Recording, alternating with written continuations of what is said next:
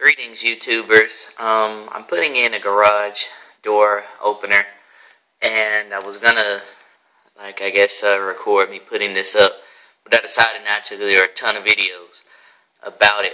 One problem I just had, however, is I over-tightened one of the screws. Let me turn that light off.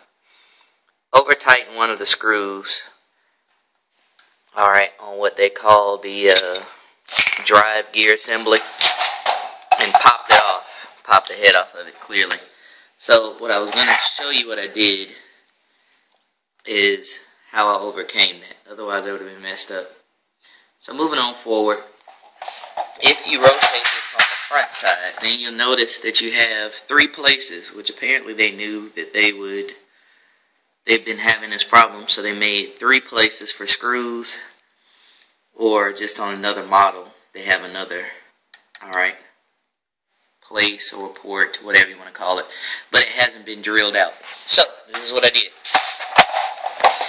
I noticed, like I said, that there were three holes, so then I drilled one in the middle. If you notice, I took a T-square, alright, I gave myself a nice perpendicular line. Mine was just shy of, I used the metric instead of inches. Mine was just shy of 2 millimeters. Alright, let's centimeters, sorry about that. 2 centimeters. And so anyway, got the vertical mark as far as made that one, and then used a halfway point. I took the 3/16 bit to drill through the middle. Once I got the drive gear, pulled it down out of the way, and then through this hole I used the 3/32 drill bit to drill through the middle one on the opposite side of this. So sorry I've already put everything up there, but I guess I could show you how that's done. I'm sure if you're, I just got through reading Tom Sawyer, Huckleberry Finn and Tom Sawyer, so I was about to say if you're bully enough to be doing this by yourself, then surely you don't mind that. But anyway, you unscrew this one, you just simply move it down here. So go from here, slide it on down to there, line up that one, that middle hole, take again your 3/32 drill bit, put it all the way down into the drill, because you don't want to drill through it. None of the other ones have drilled through. And if you notice, I did a pretty darn good job, and I'm very thankful for the fact that there's nothing going, alright, nothing protruding from either side of that. So anyway, just sharing what I had to do when I was putting this in. It's one of the other reasons that I try to refrain from using power tools. I wasn't even using a power tool. I was really just using this little small mini ratchet. Alright, and that popped the head right off of that one. You can see it still down in there.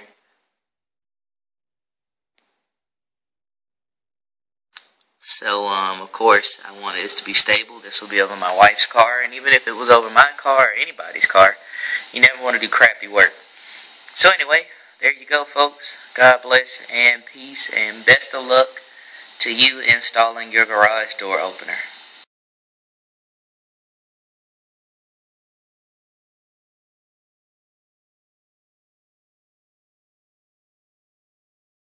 If you notice, I don't have a lot of light here, so I apologize for that. But I cut the power to my garage, and what I'm doing is finding these wires that are pre-wired, trying to find out where they are on this side of the wall.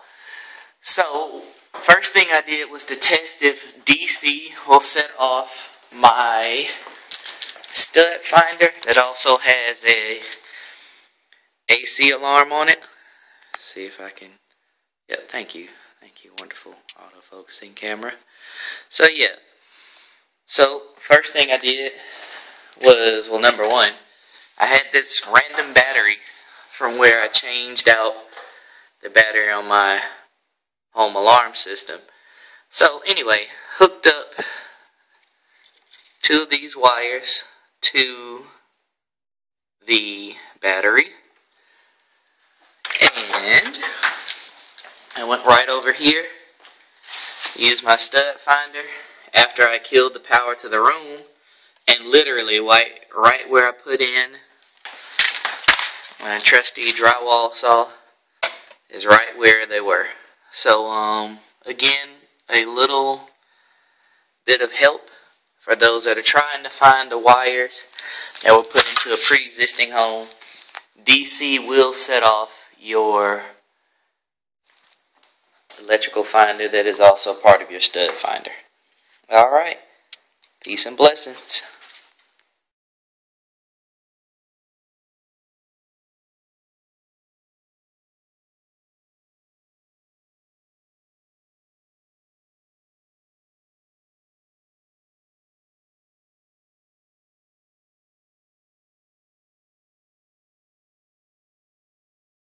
Just wanted to do a follow-up video to show how I did finally finish my garage door opener installation. I put in 2. So, if I were you and I were doing this, because the second one was remarkably easier than the first one, just due to the fact that, you learn. Then what I would do, of course, after you find your studs, put in your single piece of angle iron. Alright, that's mounted to the ceiling. Once you do that, then I would set up these pieces as in the vertical piece and then the slanting diagonal support beam, alright, on the ground. In other words, go on and put in, I use lock washers, or lock nuts rather, on all of them. So anyway, go on and put it in 1, 2, 3 on the bottom, and even 4, the one that's going to attach to the garage door opener. Go on and get your orientation. In other words, put the angles where there's more strength, alright, towards or with each other. So, anyway, if you can do that, great. It'll save you a lot of trouble, especially once you get up there. I will suggest that you go on and install the upper 2 first. Once you install the upper 2, in other words, 1 and 2, then go on and put in that bottom one. And then that way, once you set up, then all you have to do is just go on and secure that one in the middle to hold the garage door opener, and everything can be tightened later at your leisure. Definitely what I would suggest doing. It was a breeze for the second one. Also, they use Cat 5 wire. I would strongly recommend that you would twist all of the solid ones together and twist all of the stripe ones together. You really do not want to have an instance where you have too much current going through a thin wire. That's how you can cause fires, shorts, all kinds of bad stuff that you don't want. So anyway, and here's the other one. So just letting you see again how everything went down. Definitely use angle iron. Don't use the crappy straps that come with it. It is cheap. It's very, very easy to bend, and that's not what you want. Like I always say, if you're doing it yourself, you definitely don't want to do a crappy job of it. One thing I also did, see if I can zoom in and let you see that. It's going to be kind of difficult with the glare, but aha. What I did was I put 2 screws with washers in addition to the single big large lag screw, just to give it some extra stability. I did that on both sides, and I did that on both openers, just to, like I said, give it some extra security. So anyway, that's the job. Thankfully they work fine. I've always wanted a garage door opener, and one of my little childish dreams, I guess, is now true. Peace and blessings.